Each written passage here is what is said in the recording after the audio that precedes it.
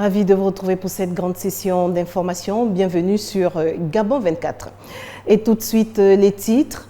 Au Gabon, la 11e édition des escales documentaires de Libreville s'ouvre samedi prochain. Les organisateurs ont présenté ce mercredi aux médias à l'Institut français de Libreville les temps forts de ce rendez-vous prévu du 28 novembre au 2 décembre. 22 films sont au programme. Nous irons en Tunisie où près de 200 avocats ont manifesté ce mercredi devant le Parlement à Tunis contre le projet de budget 2017 marqué par une rigueur qui vise à amoindrir les déficits publics. Et puis aux États-Unis, le président sortant Barack Obama a décerné ce mardi la médaille de la liberté, plus haute récompense civile aux États-Unis, à une vingtaine de personnes du monde de la musique, du sport, du cinéma, de l'humanitaire, dont Bruce Springsteen, Robert Redford, Bill et Melinda Gates ou encore Michael Jordan, près de 2 mois avant son départ de la Maison-Blanche. Voilà pour le fil conducteur de cette grande session. Madame, Monsieur, voici votre journal. Commençons avec la page du Gabon, avec cette note politique. Bruno Ben Moubamba, arrivé 3e à la présidentielle du 27 août dernier, par ailleurs, vice-premier ministre en charge de l'urbanisme, a été installé ce mercredi à la tête de la coalition des partis dits de la nouvelle opposition, sise au quartier Awandje. Nous sommes là dans le 3e arrondissement de Libreville. Juste avant, l'ensemble des représentants de ces partis ont signé la charte de cette alliance nouvelle qui se veut plus constructive dans l'opposition gabonaise. Le récit de Andy Tungi sur les images de Joël Tatou. C'est plus d'une dizaine de formations politiques de l'opposition gabonaise qui a répondu présente à la cérémonie d'installation du président de l'alliance nouvelle de l'opposition. Cette alliance, légalement constituée, a pour objectif de fédérer leur action en vue de réaliser par des moyens démocratiques une alternative politique crédible. L'alliance de la nouvelle opposition qui est née aujourd'hui est l'avenir du Gabon. C'est l'avenir du Gabon.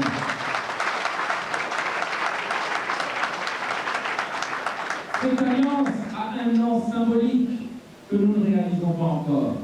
La nouvelle alliance de l'opposition entend œuvrer pour l'édification d'une société dans laquelle vivent des hommes dignes, libres, solidaires et respectueux de l'état de droit. Nous devons rêver d'un renouveau politique et inventer notre avenir en produisant des schémas qui permettent de consolider notre jeune démocratie en processus sans détruire les équilibres fragiles d'un pays en développement qui a besoin de tous ses enfants pour se construire dans la paix et la cohésion sociale. Réunir tous les partis qui se réclament être de l'opposition au Gabon, telle est l'ambition de la nouvelle alliance de l'opposition. La 7e réunion des mandataires du Conseil gabonais des chargeurs a ouvert ses travaux ce mercredi au quartier Akaye dans le 5e arrondissement de Libreville. Le thème choisi, le Conseil gabonais des chargeurs et la place du mandataire dans la mise en œuvre du plan d'orientation stratégique 2016-2021. Le ministre des Transports et de la Logistique, Flavienne Mfumundo, a ouvert les travaux de cette rencontre. Les détails dans ce reportage de Andy Tungi et Jospin Bombadianga. La réunion annuelle des mandataires du Conseil gabonais des chargeurs en cours à Libreville vise à faire du secteur des transports un pôle africain de référence. Inscrit dans le plan stratégique Gabon émergent, l'ambition du CGC de s'arrimer aux standards internationaux dans le commerce international correspond visiblement à la volonté des plus hautes autorités du pays. Le développement du secteur des transports constitue donc une des priorités du gouvernement gabonais, notamment du fait du retard pris en termes d'infrastructures, de désenclavement et de nouveaux besoins issus de la vision du Gabon émergent. Liliane Nadej Ngari, le directeur général du CGC, esquisse les objectifs de son institution sur le long terme. La présente réunion, qui s'inscrit dans le cadre de l'évaluation traditionnelle des activités menées par nos mandataires, a également pour objectif d'échanger nos expériences avec notre réseau de mandataires et les professionnels de notre secteur d'activité en vue de susciter avec eux un intérêt à s'impliquer activement dans le processus de mise en œuvre de notre plan d'orientation stratégique, notamment dans la recherche des voies et moyens pour la performance de notre chaîne de transport. En rappel, la 6e réunion annuelle des mandataires s'était tenue en 2015 à Dubaï, aux Émirats arabes. La 7e, qui se déroule présentement à Libreville, se veut le prolongement des discussions de ce grand rendez-vous porté sur le rôle du Conseil gabonais des chargeurs dans la facilitation des échanges extérieurs du Gabon à l'ère de l'émergence. S'imprégner des conditions de travail des agents de l'Office pharmaceutique national, c'est le but de la visite du ministre de la Santé ce jeudi sur les lieux. Cette structure qui connaît quelques difficultés aussi bien sur le plan matériel qu'humain au regard des difficultés auxquelles le ministre de la Santé compte apporter des solutions. En témoigne ce compte rendu de Mirandangé. Nous sommes à l'Office pharmaceutique national dans le 5e arrondissement de Libreville. La centrale d'achat de médicaments pour les services de santé publique du Gabon poursuit sa mission en dépit de certaines difficultés. L'OPN, avec son importance au plan national, sur le plan médical, ne puisse pas passer toute une année sans ressources. Vraiment, l'OPN, à mon avis, est dans une passe difficile. Le service informatique, communication et archives qui nous fait défaut. Je ne suis pas assez satisfaite, il nous faut encore des informaticiens et un bon logiciel pour nous arriver aux normes internationales. L'OPN assure la réglementation pharmaceutique et veille à mettre à la disposition des populations des médicaments. Pour le ministre de la Santé publique, des solutions verront bientôt le jour afin que cette structure réponde aux normes internationales. Il faudra qu'on mette en place un cadre légal très appuyé pour que justement cette direction remplisse bien sa mission.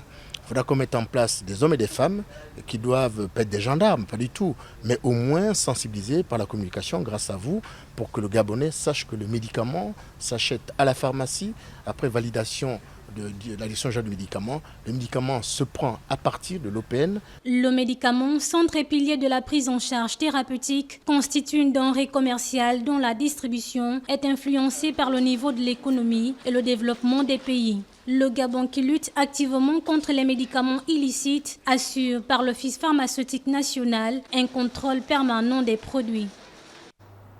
La coordinatrice régionale de l'ONU Femmes est en mission au Gabon. Occasion pour cette dernière d'établir avec le Gabon un partenariat solide et susceptible de conduire le pays à prévenir, voire à lutter au mieux contre les violences faites aux femmes et veiller à leur autonomisation. Hortense Gbagidi a été reçue en audience ce mercredi par le ministre de la Prévoyance sociale et de la Solidarité nationale. Le reportage de Bienvenue Nelkem, Nina Massunga. 54% des femmes au Gabon ont été victimes de violences physiques et ou sexuelles, a révélé en 2012 l'EDS, l'enquête démographique de santé. En mission au Gabon, la coordinatrice régionale Violence, Santé et VIH ONU Femmes a été reçue en audience ce mardi 23 novembre par le ministre du Développement social et familial.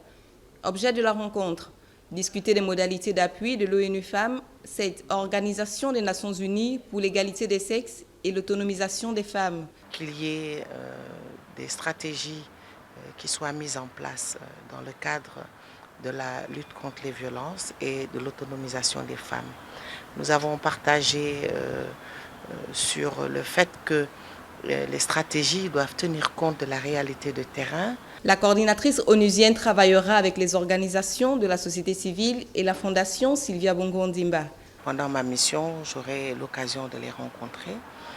J'aurai aussi l'occasion d'échanger avec le système du coordinateur résident, les agences du système des Nations Unies qui travaillent sur la question.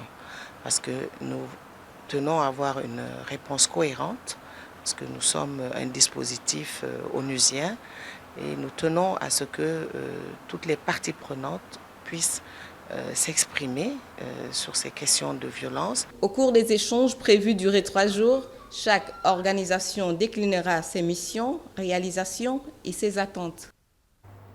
La note d'éducation de la page du Gabon nous conduit au lycée de l'excellence dans la commune d'Ovendo, au sud de Libreville, et qui accueille depuis quelques semaines des élèves admis en classe de 6e, une décision gouvernementale qui permet de lutter contre le problème des effectifs pléthoriques, mais que digèrent mal les enseignants de cet établissement secondaire spécialisé en mathématiques et en physique.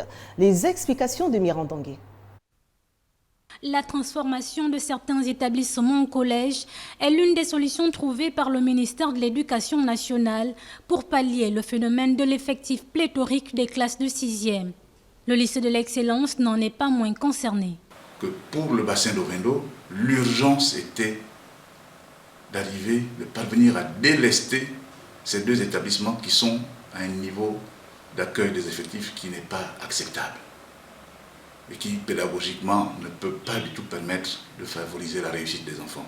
Et c'est pour cela que le lycée dit d'excellence a été transformé en collège d'enseignement secondaire, de manière à accueillir à peu près 700 élèves en classe de 6e.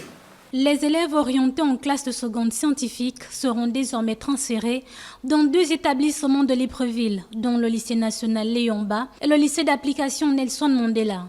Des alternatives à cette nouvelle situation sont en cours d'établissement. Nous travaillons à réaliser dans ce bassin d'Ovendo très rapidement, très prochainement, 2 CS et éventuellement, si les problèmes de terrain se règlent, un lycée qui devrait pouvoir accueillir les élèves de cette zone d'Ovendo en second cycle. Au Gabon, il existe 4 lycées de l'excellence à l'Estuaire au nord-ouest, au Haut-Ogooué dans l'est, l'Angounié dans le sud et le Walentem dans le nord.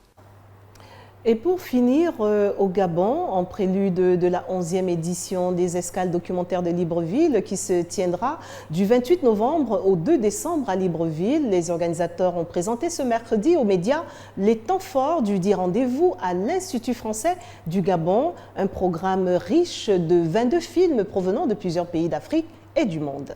Le regard de Katia Sandon.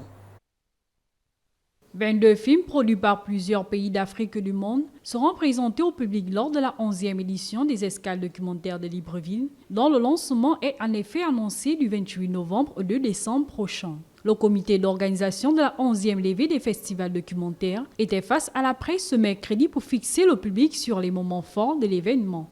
Nous avons pendant 5 jours 22 films qui viennent de 16 pays avec 3 thématiques que nous avons sélectionnées. Notamment une thématique sur la femme africaine, une thématique sur la musique et une thématique sur le social. Les partenaires du festival réitèrent leur engagement à contribuer au succès de celui-ci. Pendant une semaine, le spot télé des escales documentaires sera diffusé sur A+. Et le deuxième volet de notre accompagnement est le sponsoring donc, du prix spécial du jury. L'engagement de Canal+ dans la culture ne date pas d'hier. Et on essaye en fait de s'impliquer un peu plus au Gabon. 2 films documentaires gabonais vont concourir à la 11e édition des escales documentaires de Libreville. Hommage à Philippe Maury de Majiyungu et le film Une vie après le bloc de Amédée Pacom Koulou. La fin du festival prévoit ainsi 3 prix. Le prix de la jeunesse pour honorer la mémoire de Charles Mensa, le prix spécial du jury et 2 prix de la commune de Libreville. Le prix de la jeunesse, nouveauté de cette 11e édition, récompensera également un film documentaire. Le festival placera Libreville au cœur de la création documentaire. Ouvrons à présent la page Afrique. Tout d'abord, en bref et en images, les chefs d'État d'Afrique et du monde arabe ont participé ce mardi à Malabo au 4e sommet Afrique-Monde arabe sur le thème « Ensemble pour le développement durable et la coopération économique ». Après Koweït City en 2013, l'accent a été mis sur les domaines jugés prioritaires tels que la recherche scientifique, le terrorisme, le financement du développement, la sécurité alimentaire, le développement agricole et la migration. Ce sommet afro-arabe est l'occasion pour l'Afrique de nouer des partenariats stratégiques gagnant-gagnant avec les pays du Golfe et de l'Afrique du Nord. Et puis, au sortir de son audience de ce mardi à l'Élysée en France, le président ivoirien a déclaré face à la presse que la Côte d'Ivoire ne quittera pas la Cour pénale internationale, contrairement à l'Afrique du Sud, le Burundi et la Gambie. Alassane Dramane Ouattara a également qualifié de courageuse la décision de Nicolas Sarkozy de se retirer de la vie politique française. Le récit de Linda Gaël Maganga. La Côte d'Ivoire ne quittera pas la juridiction de la Cour pénale internationale CPI, a annoncé mardi le président Alassane Ouattara. Ce sont des décisions souveraines, mais la Côte d'Ivoire ne quittera pas la CPI. Et je pense que la plupart des pays sont dans cette volonté. Il s'agit de lutter contre l'impunité. C'est de notre intérêt. Nous devons commencer par la justice au plan national et si possible ensuite au plan régional et continental, mais ce n'est pas le cas aujourd'hui au niveau du continent. Donc la Cour pénale internationale fait son travail, souvent d'ailleurs à la demande des pays africains, des autorités africaines. La Cour pénale internationale est pointée du doigt par les pays qui l'accusent d'être injuste dans ses verdicts et les enquêtes qu'elle mène.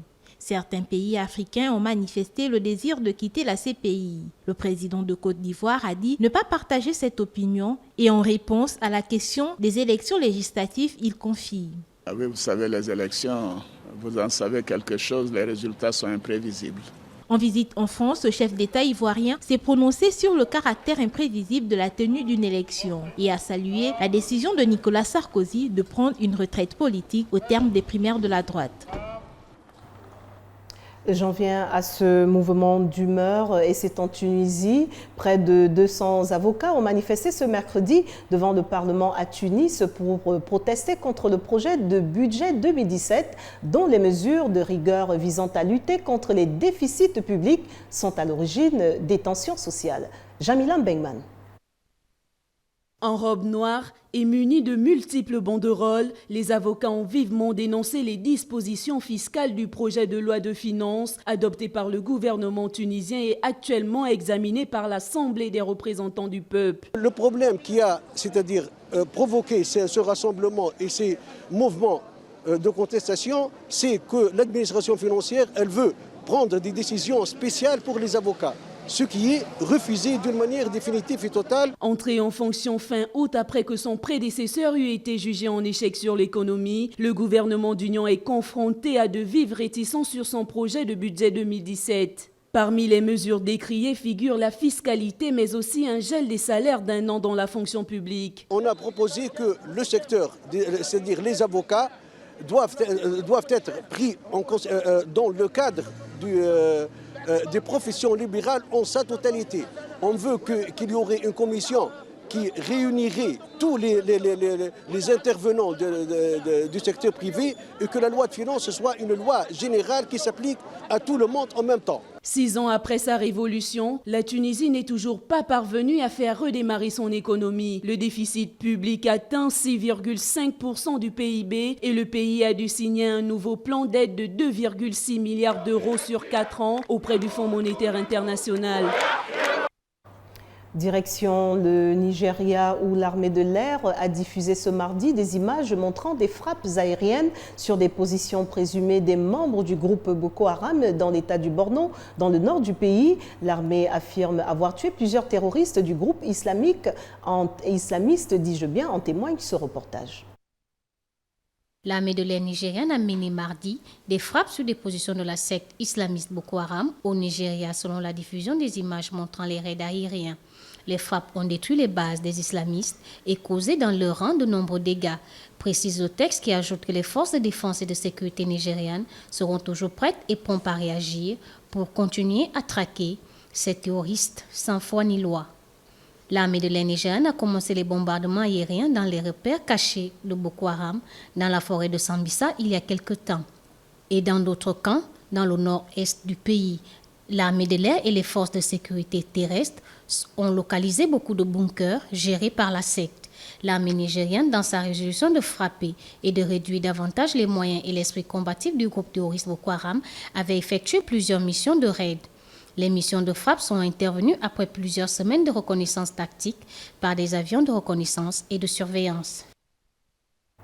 Au Zimbabwe, ouverture ce mercredi à Harare du procès des 5 vétérans zimbabwéens accusés d'avoir comploté pour saper l'autorité du chef de l'État Robert Mugabe en rédigeant un communiqué compromettant en juillet dernier. Les détails dans ce reportage.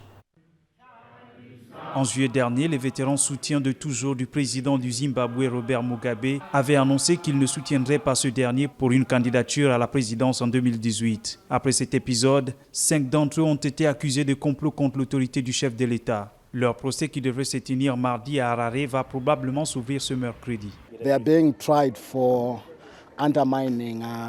Ils sont jugés pour avoir sapé l'autorité du président ou insulté le président.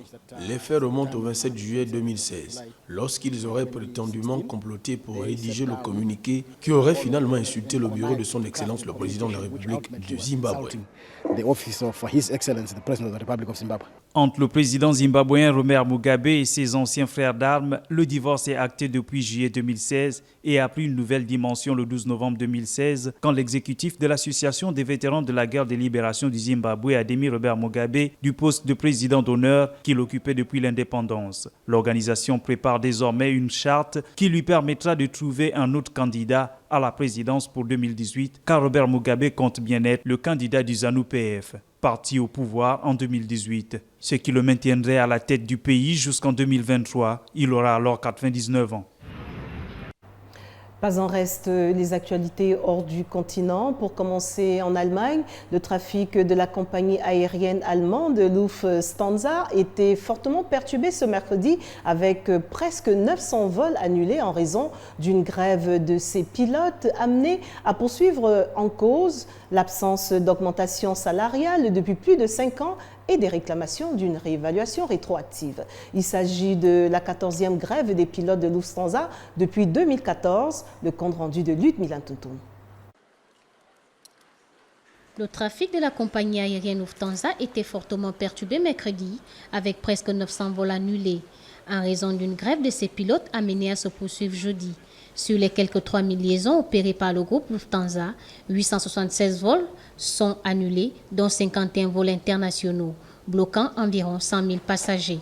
Mettant en avant l'absence d'augmentation salariale depuis plus de 5 ans pour réclamer une réévaluation rétroactive, le syndicat des pilotes cockpit a annoncé mardi soir qu'en plus, ils appelaient à ce que la grève soit prolongée toute la journée de jeudi sur les longs et courts courriers au départ de l'Allemagne. Il s'agit de la 14e grève des pilotes de Lufthansa depuis 2014. Le groupe a tenté en vain de faire empêcher par la justice ce mouvement de grève jusqu'à la dernière minute. Par 2 fois, la justice a rejeté ses arguments. Lufthansa a décidé de faire appel afin d'examiner sa vision juridique du dossier, a annoncé dans un communiqué de la compagnie qui estime être dans son droit. Lufthansa est la compagnie aérienne nationale allemande et la première compagnie aérienne européenne en nombre de passagers transportés. Il y a quelques jours en Irak que les troupes pro-gouvernementales ont repris le monastère syriaque catholique de Mar Benam aux djihadistes du groupe État islamique qui en avaient le contrôle depuis plus de 2 ans. À présent, ils lancent un appel aux chrétiens à revenir occuper leurs terres. Marina Mendeman s'en fait l'écho. Construit au IVe siècle après Jésus-Christ, à 30 km de Mossoul dans le nord de l'Irak, aujourd'hui, l'ancien temple n'est plus qu'un triste souvenir pour le père Chabel Youssou, ancien supérieur du monastère syriaque catholique de Mar Beham, devant l'un des lieux de culte les plus anciens et les plus vénérés du christianisme en Irak. Le père Chabel Youssou exprime sa désolation, mais également la joie de retrouver le temple dans lequel il a célébré des cultes pendant 1 an et demi. Content de retourner à ces lieux saints et voir ces monastères là où j'ai passé 1 an et demi comme supérieur de monastère. Et en même temps, je suis triste de le voir comme ça, c'est un mauvais état, démoli. Ça me fait du mal au cœur. Lorsque les djihadistes ont envahi la plaine de Ninive dans le nord de l'Irak en 2014, ils ont laissé 3 options aux chrétiens: se convertir, payer une taxe ou mourir. Environ 120 000 chrétiens ont pris la fuite. Aujourd'hui, ils souhaitent reconstituer leur communauté et appellent les autres religions à cohabiter avec eux. Les persécutions de l'État islamique sont les dernières d'une longue série visant la minorité chrétienne en Irak, régulièrement attaquée depuis 2003 et la chute de Saddam Hussein avant l'invasion américaine. Plus d'1 million de chrétiens vivaient dans le pays. Il ne serait plus qu'aujourd'hui 350 000, dont la moitié dans la province de Ninive, dont Mossoul est le chef-lieu. Direction la Colombie, où le gouvernement colombien et la guérilla des FARC ont annoncé mardi qu'ils signeront ce jeudi à Bogota le nouvel accord de paix conclu pour mettre fin à plus d'un demi-siècle de conflits armés. Le récit de Linda Gaël Maganga. Le gouvernement de Colombie est prêt à signer un nouvel accord de paix avec la guérilla FARC. Jeudi, au terme d'un long processus de négociation avec la médiation des religieux, le document qui sera approuvé par les partis comporte les modifications sollicitées au terme du premier référendum. La inmensa mayoría de los sectores de la sociedad civil, los jóvenes de la Iglesia. L'immense majorité des secteurs de la société civile, les jeunes, l'Église, les secteurs politiques ont signalé leurs préoccupations face à un nouveau plébiscite. Une nouvelle campagne polariserait le pays de manière dangereuse et il est temps de s'unir et non de se diviser. Je suis d'accord avec eux. Mon devoir comme président est de promouvoir l'union et non la polarisation. Mi deber como presidente es promover la unión, no la polarización. Le président de la Colombie attend que le calme, la confiance et la sérénité reviennent dans le pays à l'issue de cet accord favorable à tous les Colombiens. Después de escuchar todas las propuestas y alternativas, après avoir entendu toutes les propositions et les alternatives d'un accord commun avec les FARC, il est clair que la voie la plus simple et la plus légitime pour faire approuver ce nouvel accord est à travers le Congrès de la République, où de surcroît sont représentées toutes les visions, toutes les options politiques du pays, de l'extrême gauche à l'extrême droite. Desde la extrema izquierda hasta la extrema derecha. Les négociateurs ont estimé qu'ils devaient avancer d'un pas ferme vers la mise en application des accords.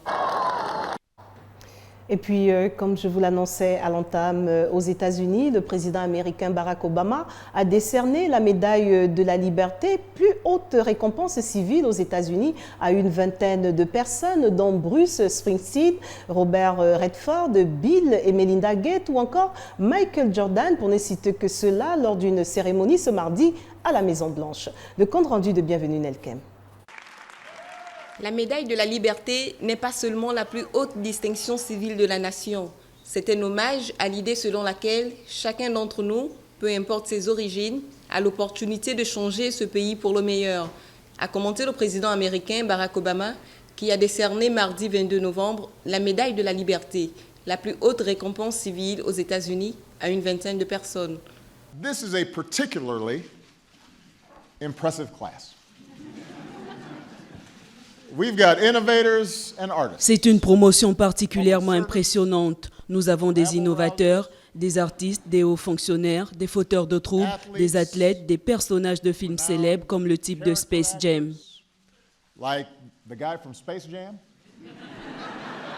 Scientifiques, philanthropes, fonctionnaires ou militants, athlètes et artistes, ces 21 personnes ont aidé à faire avancer l'Amérique en inspirant des millions de personnes dans le monde dans le même temps, a-t-il poursuivi.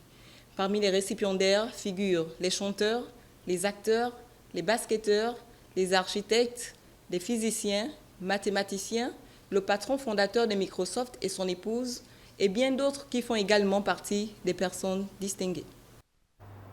Le rappel des titres avant de refermer cette grande session. Au Gabon, la 11e édition des escales documentaires de Libreville s'ouvre samedi. Les organisateurs ont présenté ce mercredi aux médias à l'Institut français de Libreville les temps forts de ce rendez-vous prévu du 28 novembre au 2 décembre. 22 films sont au programme. Nous avons vu qu'en Tunisie, près de 200 avocats ont manifesté ce mercredi devant le Parlement à Tunis contre le projet de budget 2017 marqué par une rigueur qui vise à amoindrir les déficits publics. Et puis, à l'instant, aux États-Unis, le président sortant, Barack Obama, a décerné la médaille de la liberté, plus haute récompense civile aux États-Unis, à une vingtaine de personnes du monde de la musique, du sport, du cinéma, de l'humanitaire, dont Bruce Springsteen, Robert Redford, Bill et Melinda Gates ou encore Michael Jordan, près de 2 mois avant son départ de la Maison-Blanche. Voilà, Madame, Monsieur, tout ce qui a retenu notre attention pour cette grande session d'information. Au nom de toute l'équipe, merci de nous rester fidèles. L'information continue sur Gabon 24, mais en attendant, n'oubliez surtout pas que quoi qu'il arrive entre-temps, gardez le sourire. Au revoir.